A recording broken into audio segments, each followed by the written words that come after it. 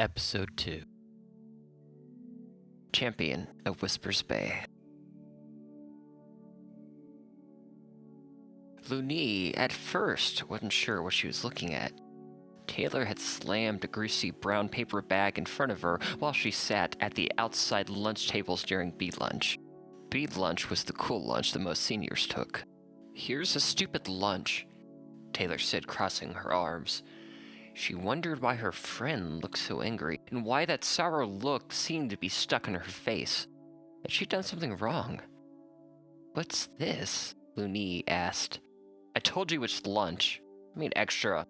On accident, you candy corn." "Really, you need to work on this hate of candy corn. It's good candy. You didn't eat either yesterday." Taylor puffed and sat. "It's a taco on fried bread thing. It's something I used to eat all the time." She sighed and hung her head. I used to cook for my parents, and I don't know how to cook enough for only one person, so I brought extra." "You don't cook for your parents anymore?" Luni asked. Taylor said nothing, but pushed back the sack closer to her. She looked outside, getting a whiff of the cumin and garlic from the black bean heavy taco seasonings. The moment her fingers touched the bread, she realized this must have taken a while to prepare. The bread wasn't perfect, but the blend of cheese and lettuce melted in Luni's mouth. She smiled. It had been much better than the fast food and totally unexpected. "Someday, I have to do something," Taylor said, looking away while opening up her lunch. "Like, bad maybe." "Do you need help?" "I'm good at solving problems," Luni lied while taking a mouthful of food. With Luni's left foot on the ground, she pushed aside two other brown bags. Inside them contained peanut butter and jelly sandwiches, one with the name Taylor written on it in Luni's handwriting. Taylor smiled, looking at Luni this time. "You shouldn't hang out with me. I'm not always a good person." "If you aren't a good person, then I'm okay with being a bad person. Should we brisk the teacher's lounge for coffee again?" Taylor stared at her. "Yes."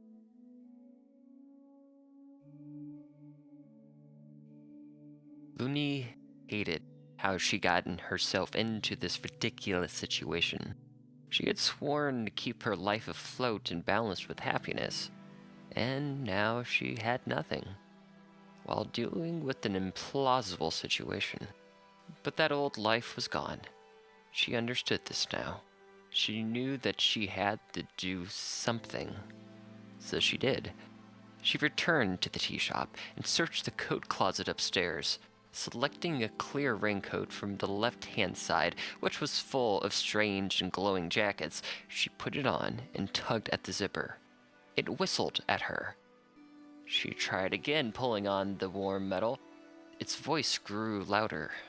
"Okay, I won't zip you," she said. It chirped to itself. Luni paused for a moment, but looked to the ceiling in existential dread. "I can't even put on a coat without something weird happening. Why can't I have simple things? I'm not good enough for anybody," she thought. In the middle of pondering the deepest meaning of her suffering, she spotted sparkling dust in the ceiling. Not the kind that you'd get on those bumpy-looking popcorn ceilings, but a glowing that had a strange twinkle that varied in rhythm and pulsation. She figured she didn't want to know what caused that. She left the shop through the broken glass and headed in the rain into the forest on the far side of town, with her raincoat covering her head. She came to where she had seen Braylon wander into the thick of the forest with a carrot in tow. The trees helped shield her from the wet skies as she walked. Moss hung to bark everywhere she looked, and the forest floor, even at the edge, was thick with pine needles and sticks. The rich soil scent seemed to intensify with every drop falling from the sky. To her surprise, she came to a stone structure near a rocky hill.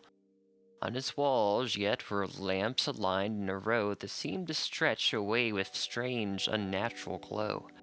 She walked to it and examined its fluttering light. As she touched it, the color changed to red. All the lamps flickered to the same color. The zipper on her raincoat whined. She heard a rumbling, seeming to draw closer to where she stood. A voice came from somewhere behind the stone walls. You are not worthy to enter. You must fight me to gain entrance. She blinked, still looking at the row of red lights seeming to get darker. Excuse me? A door appeared in the stone.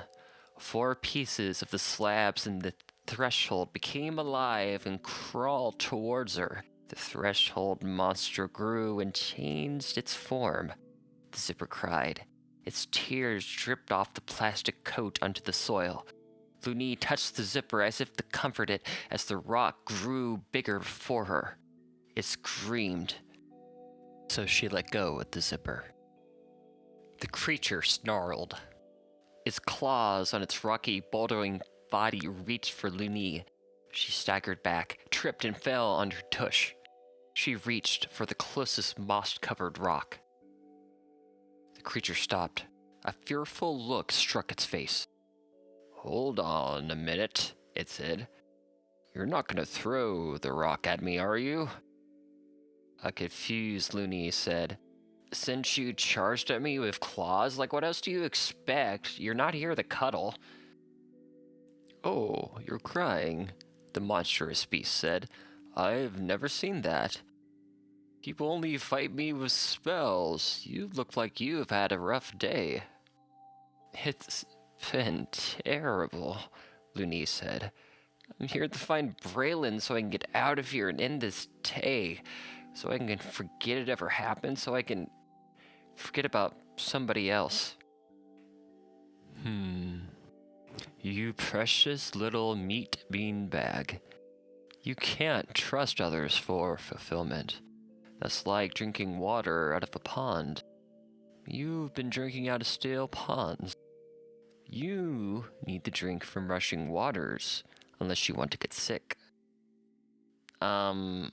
Okay, Luni shrugged. "There's a fire-happy cow trapped in a dynamite museum, and we have little time." The beast played with his hands for a moment. "There is always something on the loose or about to blow up. Look at you. You don't even have a vegetable to defend yourself with." Luni crossed her arms. "Why is everyone getting weird with vegetables?" "You don't know," it asked. The claws on its hands retracted.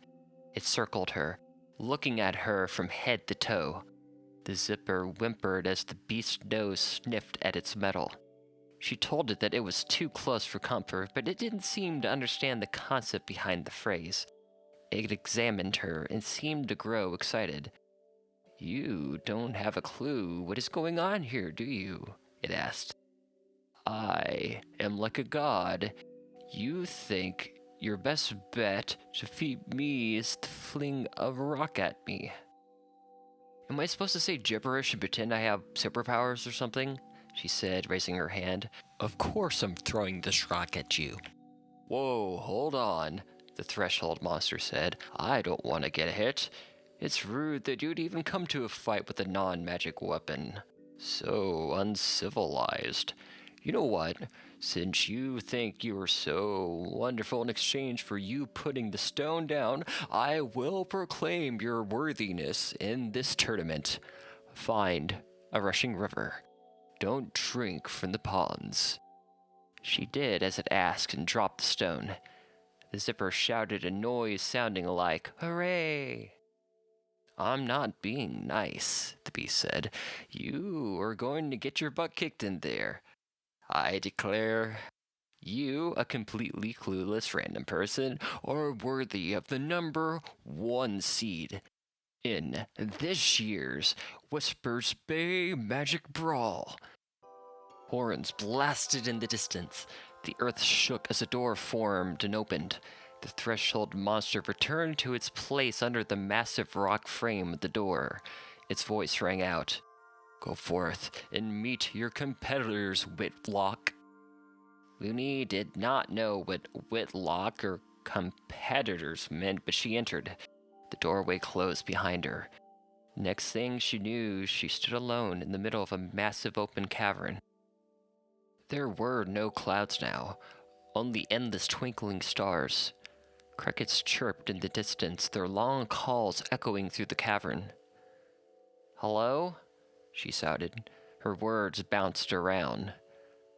The walls glowed and spoke. "Welcome! All 8 contestants are in their starting locations." Luni crouched behind a boulder, viewing the luscious arena full of wildlife and thriving plants. Moss and heavy leaves grew on the ceiling, leading to the opening. From above, she saw lampposts and people standing around, dressed in elaborate and rich suits and dresses, drinking cocktails. Birds hooted in the distance as people looked on. Some chuckled delightfully. The walls glowed and spoke. "Whoever disarms or defeats all their opponents wins a Chambers of Commerce magic license. The winner will have all their violations forgiven. Best of luck! Go!" A voice cried out. "I wouldn't have bet on the #1 seed if I had known it was going to be a Whitlock. I want my money back." A gruff voice cried out across the way. "All bets are final." Her world was falling apart, and here it seemed the townspeople were having a magic fight club, without the fragile masculinity. This made Luni feel tiny. It didn't matter. She had to find Braylon. Springing globes of light showed from open fields. Their glows dancing over the tall, waving grass tickled her skin as she moved. She found cover under a tall weeping willow. A flash of light caught Luni's attention. Being spotted would mean doom. She had no chance. She had to get the cow back in the box. As she made her plans, a twig snapped nearby. Her head turned towards the sound. She moved along in the shadows the best she could, past the vine and branches. Someone on the other side of the willow moved. "They know I'm here," she thought. "Hey," a voice said in a low whisper. You're that girl from the bar, aren't you?" the female voice said. Luni found a hiding spot near a leafy patch. It sounded like the bartender. She couldn't pinpoint the direction of the voice. She crept back further into the lily pad, noticing how they moved no matter how she touched them. "I'm on your side," the woman said. "You shouldn't be here. Let me help you get you out." She crept low to the bushes, searching for any sign of Luni. Luni kept still to keep the pads from moving. One plant wafted in the breeze, hitting the metal of the zipper on the raincoat. It sneezed. Laughter came from above. The zipper cried. "That woman is wearing the raincoat of self-awareness." The zipper whimpered. Someone grabbed Luni's arm. Her eyes met with Callie's, who knelt beside her. "Don't take this personally, okay? You seem cool," she said, raising an eggplant into the air, pointing it straight at her. Luni stood and tried to back away. Callie followed her. "It's part of the game," Callie said, twitching her nose. She shouted, "Flabbergiliosis." Her hand jerked back as if the vegetable were a handgun being fired. The eggplant went limp, and though sparks came forth, not much happened. The zipper laughed obnoxiously. "Hey," Callie shouted. "This is a hard skill to master." She tried again. "Flabbergilly." Before she could finish, Luni grabbed her arm and jerked. They fought. With a swift motion, Luni grabbed the eggplant wand from Callie's hand and turned it back on her. She yelled, "Flabbergiliosis?" Nothing happened. "That's kind of cute," she said, "but that's not how this works for non-magic people." Luni snapped the eggplant in two with her bare hand. It lost its glow. The wall spoke. Callie has been eliminated.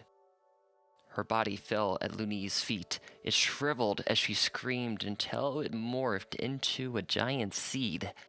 Etched on the outside of the tough coat read the number 7. She stood, hand over mouth, too terrified to move. "Please take your seeds with you," the wall said. "No helping her," a voice shouted. "Not fair." "You're the only idiot who put all the money in the number 1 seed," said another. "Callie?" Luni said to the seed. The zipper choked out a cry. The seed, the life of a person, lay at her feet. She picked it up, unsure what to do with it. She hadn't expected this. She placed the seed in the clear raincoat pocket. What was going on? What would happen if she lost the seed? Would Callie be gone forever? Not wanting to dwell on the situation for too long, she moved on. Not silently this time, knowing the zipper wouldn't let her hide. She searched the area, taking the chance to peer out to the rest of the visible arena when the opportunity presented itself. Flashes of bright light with colorful dust bursting in the sky lit the cavern, to which the zipper would ooh and ah over. From a better elevated position, she could see people fighting from a distance, seemingly with vegetables. It was the darndest thing that Luni had ever seen. Grown adults fighting with celery and green onions. "Screw it," she shouted. She called for Braylon by name so all in the arena and all watching could hear. Something flashed. A great force from nowhere pushed her to the ground. The zipper yelled in a tantrum. She saw a thin figure approach her. She tried to stand on her feet. "You ever find that credit card?" the voice asked. "No," Luni said, panting. "He isn't coming." The hotel clerk held a turnip full of stems and roots pointed outwards towards her. "Yeah, sounds like a Kevin," she said. "I'll have to give the suit to another couple, though. It's not worth the price, so it's your win on that." She flicked her wrist, casting something on her turnip. The zipper said something not polite. Luni reached for the vegetable. The spell hit her arm, causing an intense burning sensation. Luni cried out, kicking Lizzie's bag. Lizzie adjusted and walked back from Luni's reach. "I only wanted to find Braylon," she said. Lizzie patted the fanny pack around her waist. "Number 5, she said, "in my bag.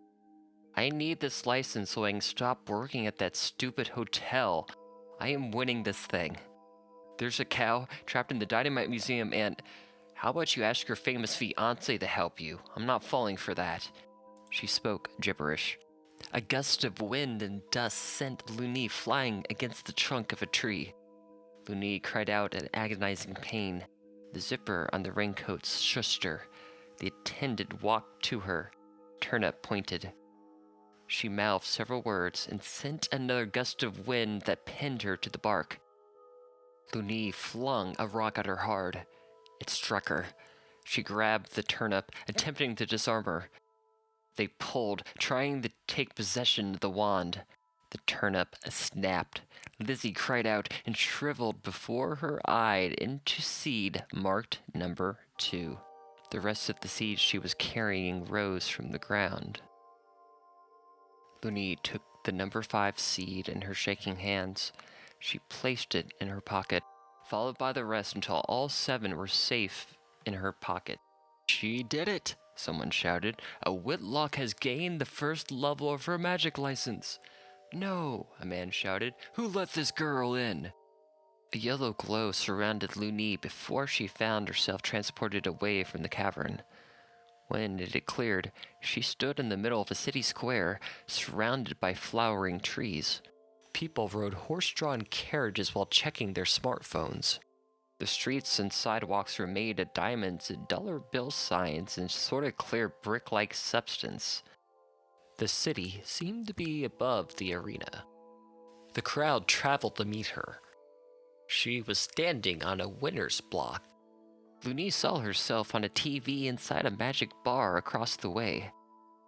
Birds carrying cameras flew above her, snapping photographs. Already, somebody ran around selling newspapers reading, "First ever Whitlock winner of Magic Brawl." One person replied, looking at the paper, "Haven't been foretold yesterday and printed for that day's news." Who reads newspapers? The second article, under the headline, read, "High Pinter Smurf of Snufferclyde survived the deft touch of the Grobobolo Popkus. What went wrong?" "Can someone please help me with the cow who is trapped in the Dynamite Museum?" she asked, "and help me bring these people back?" People in the crowd looked in confusion. "You don't know what to do with the seeds?" someone asked. "Why would I know something like that?" Luni said. "Someone tell me what to do." "She has to figure it out on her own. If I'm not getting my money back, none of you are," someone shouted. "There are people in these seats, right?" Luni asked. "You can't just stand there. Someone has to tell me what they know. I need to save them." "Tom is right. To make the bets fair, she's not to be told anything," a woman in her late 30s said. Her salt and pepper shoulder-length hair waved in the cavern breeze. She wore a blue corset and a purple underbust with a round hat. "Everyone can agree to this." Send her back. She snapped her fingers. Luni found herself returned to the streets in Whispers Bay, pouring rain. She stood in front of the theater, showing the classic film Dancing in the Rain. Luni did not, but ran into the tea shops. There she looked to the clear pockets, seeing all 7 seeds. "This isn't happening," she said aloud. "What the hell?" The zipper whimpered, sounding cold. Not knowing what to do, Luni took her leave upstairs, placing the seeds on the windowsill where the rain made a sharp, constant thudding sound. She had tried the rest in the room for a while, but when the clock struck 4 a.m., she determined that trying to sleep in such a strange place would not do her much good. The fridge was packed with strange natural herbs and had nothing in the way of microwave pizza or burritos. She had 7 lives in her hands, which she did not know what to do with, and a cow in a dangerous place. She felt guilty for leaving the cow alone, but what were her other options? Seeing nothing had exploded yet, she had hoped the cow was safe. Her cell phone buzzed. The caller ID read Honey XOXO. She checked the time in disbelief that he would call that early. What did he want? "Luni," Kevin said when he answered, "I can't marry you. You're great and all, but you can keep the hotel room, but..." She heard a noise in the background that sounded like partying men. "You can't leave me here stranded," she said to him over the phone. "No. I always need someone to hold your hand.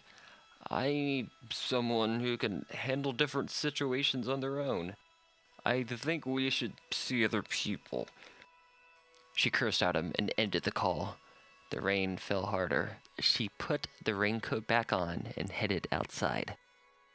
She stepped into the Dynamite Museum, and after searching by the light of her phone for a long time, she found the cow, curled up by a stick of dynamite in an exhibit from 1976. She lifted it into her hands and headed back to the tea shop. The most confusing part of the evening, besides Kevin, had been the magic licenses. She figured out the contestants had been members of some sort of secret group that handed out fines. Was this a joke? Was there a gas leak? She didn't know. She found herself pondering this until she finally found sleep, just as soon as the sun rose, waking her back up.